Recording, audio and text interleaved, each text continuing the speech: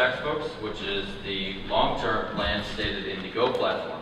How feasible is your long-term plan, and what progress should students be expecting this coming year with the GO Party administration?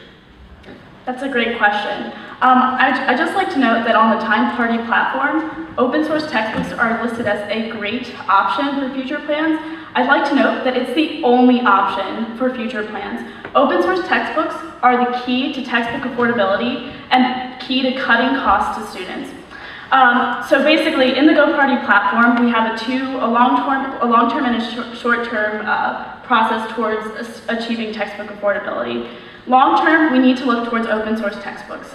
This means we need to continue to have meetings to basically create a university press here at the University of Maryland. And we also need to work to get faculty on board with the move to open source textbooks. For those of you who are unfamiliar, open source means that content is free and available to students at no cost, and the course material is written by professors. That being said, we need to ensure that faculty are on board with this move. One of the things that we'll actually be piloting this fall is an incentive program that will actually incentivize if professors create their own textbooks and make them open source. This will be in Vsauce. We need to, within the upcoming year, really make sure that this pilot program goes well and that we can expand it and scale it up to the entire university. Open source is not just a great solution, it's the only solution for long-term textbook affordability. Okay, Time Party, would you like to rebut? Yes. So first thing I want to comment on is that you noted the importance of getting the faculty behind you. Very important. I just this week had a discussion with the ex-dean of the business school, Dean Cleveland. And you know what she said to me? She said, open source textbooks are like open source pharmaceuticals.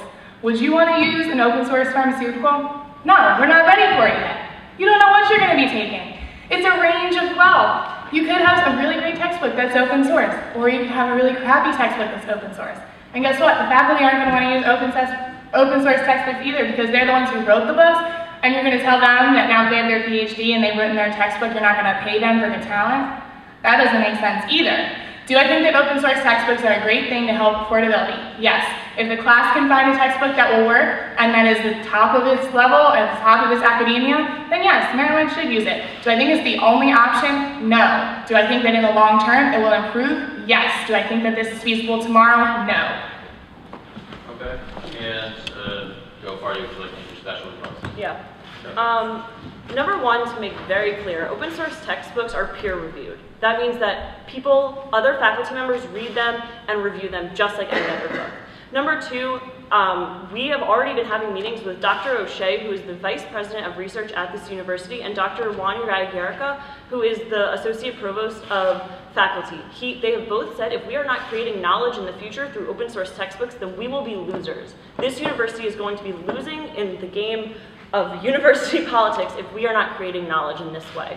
Open source textbooks, we can already see that we're moving towards them with MOOCs and Coursera. That is the way of the future. Other states like California and Minnesota have already been investing tons of money in them. And to say that faculty isn't going to want to use them is just outrageous.